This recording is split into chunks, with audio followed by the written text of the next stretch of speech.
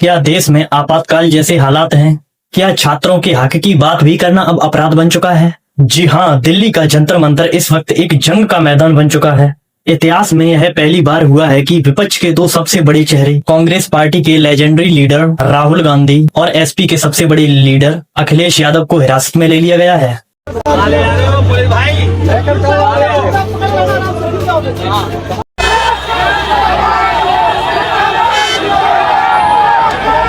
और दूसरी तरफ संसद के मानसून सत्र के पहले ही दिन हजारों की भीड़ पुलिस के सारे बैरिकेड्स तोड़कर नए संसद भवन के दरवाजे तक पहुंच ही गई थी। इतनी शांतिपूर्ण तरीके से प्रदर्शन कर रहे युवाओं और बच्चों को इतनी बेरहमी से उन पर लाठीचार्ज क्यों कर दिया गया? और लगभग 25 से ज्यादा दिनों से भूख हड़ताल पर बैठे सोनम वांगचुक सर को किस अस्पताल में ले जाया गया और अब उनकी स्थिति कैसी है और वो अब किस हाल में है और कहां है? आज की इस वीडियो में करेंगे इस पूरे बवाल की निष्पक्ष जांच और बहुत ही शानदार तरीके से इसका विश्लेषण। तो बने रहिए वीडियो के अंत तक। अगर आप हमारे चैनल पर नए हैं तो प्लीज सब्सक्राइब जरूर कर लीजिएगा। तो शुरुआत करते हैं उस घटना से जिसने देश की सियासत में भूचाल ला दिया। नीट पेपर लीक और शिक्षा सुधारों को लेकर जंतर मंतर पर छात्र कई हफ्तों से अपना प्रदर्शन कर रहे हैं और मानसून सत्र के पहले ही दिन विपक्ष के नेता राहुल गांधी, प्रियंका गांधी और समाजवादी पार्टी के अध्यक्ष अखिलेश यादव इन छात्रों के समर्थन में सीधे सड़कों पर उतर आए। नेताओं ने साफ कहा कि वे छात्रों की आवाज बनकर प्रधानमंत्री आवास और संसद में अपनी बात रखेंगे और वहां घेराव करेंगे। लेकिन दिल्ली पुलिस ने भारी बैरिकेडिंग कर रखी थी। अखिलेश यादव बैरिकेड्स लांघते हुए नजर आए तो राहुल गांधी सीधे पुलिस के सामने डट गए। दिल्ली पुलिस ने इन बड़े नेताओं को जबरन बसों में भरा और हिरासत में ले लिया। और वहीं आप इस वीडियो में देख सकते हैं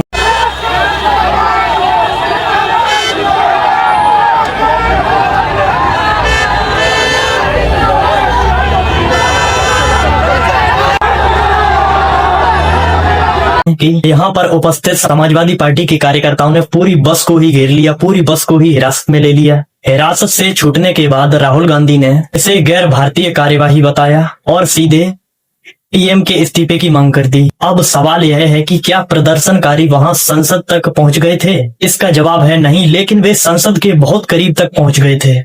20 जुलाई को कॉकरोच जनता पार्टी और छात्रों के इस आंदोलन में इतनी भारी भीड़ उमड़ी कि पुलिस के सारे इंतजाम धरे के धरे रह गए। दिल्ली पुलिस की 3 लेयर्स की सुरक्षा को भेजते हुए सैकड़ों छात्र नए संसद भवन से महज कुछ 100 मीटर की दूरी पर स्थित संसद मार्ग तक पहुंच गए थे। स्थिति इतनी संवेदनशील हो गई कि पुलिस को पूरे सेंट्रल दिल्ली इलाके को किले में तब्दील करना पड़ा। लेकिन इस आंदोलन की सबसे दर्दनाक तस्वीर, सबसे दर्दनाक वीडियो तब सामने आई कि जब दिल्ली पुलिस ने छात्रों पर लाठी चलाना शुरू किया, उन पर लाठी चार्ज किया।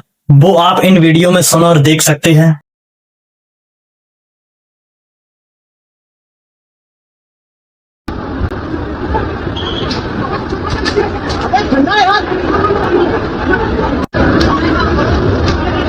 आपने इस वीडियो को देखा, इसमें छात्रों को कितनी बेरहमी से पीटा जा रहा है। उन पर इस तरह से लाठियां बरसाई जा रही हैं कि वे किसी दूसरे देश के हमारे दुश्मन हैं, वो हमारे देश के नागरिक नहीं हैं। अब पुलिस ने सफाई देते हुए इसमें अपना तर्क क्या दिया?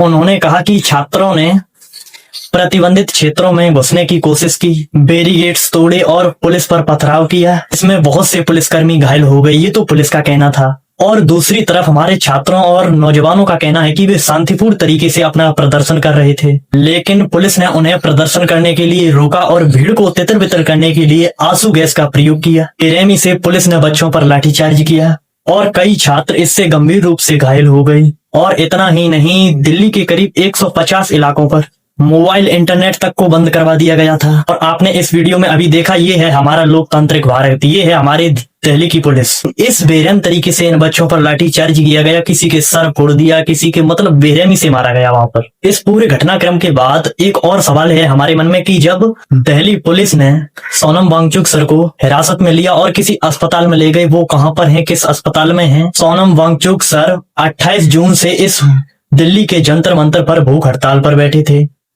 उनकी केवल 2 मांगे थी, उनके केवल 2 मुद्दे थे, पहला पर्यावरण और दूसरा छात्रों को न्याय। आप उनकी ये वीडियो सुन सकते हैं। मैं अभी भी जिंदा ही हूँ। ये 25वां दिन है मेरे अनशन का। 25वें दिन तक लगभग मेरा 11 किलो वज़न कम हुआ है और काफ़ी मांसपेशियाँ कम होने लगी हैं, मगर ठीक ही हूँ। कल मैं रात को यहाँ गुड़गांव के एक निजी अस्पताल में लाया गया हूँ। 18 जुलाई को दिल्ली पुलिस ने उन्हें जबरन उठाया और सफदरजंग अस्पताल में भर्ती कर दिया। उनकी पत्नी गीतांजलि ने दिल्ली हाई कोर्ट में याचिका दायर कर आरोप लगाया कि सफदरजंग अस्पताल में उन्हें अवैध तरीके से अस्पताल में रखा गया है। इसके बाद हाई कोर्ट के दखल पर उन्हें गुरुग्राम के मेदांता अस्पताल में शिफ्ट करा दिया गया। अगर उनकी सेहत और स्थिति की बात करें तो आप इस लगभग 25 से ज्यादा दिनों के अनशन के कारण उनका वजन बहुत तेजी से कम हो गया है। ये बाहर से बहुत ही कमजोर हो गए हैं और बदन दर्द से जूझ रहे हैं। लेकिन सलाम है उनके जज्बे को। डॉक्टरों की निगरानी में अस्पताल के बेड पर होने के बावजूद उन्होंने अपना अनशन तोड़ने से साफ इनकार कर दिया। दोस्तों, जंतर मंतर की ये तस्वीरें साफ बताती हैं कि हमारे देश का युवा अपने भविष्य के लिए कितना आक्रोशित है।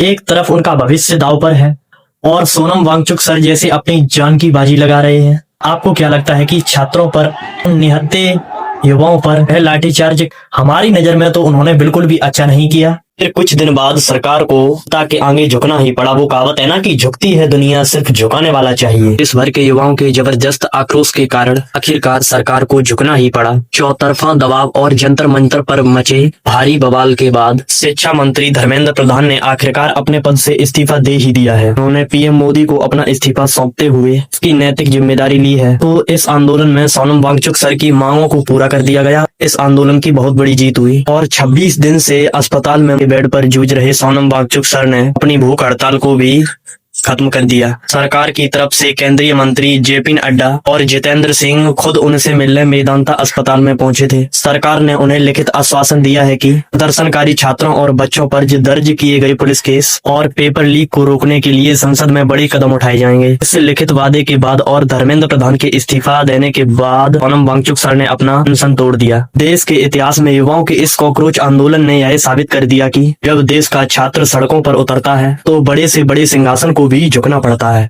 अपनी राय को कमेंट बॉक्स में जरूर लिखें और चैनल को सब्सक्राइब करना ना भूलें। अगर वीडियो का एक्सप्लेनेशन आपको सही लगा तो वीडियो को लाइक भी कर दें ताकि हमारे देश के युवाओं तक ये वीडियो पहुंच सके। फिर मिलते हैं किसी नेक्स्ट वीडियो में, तब तक के लिए जय हिंद।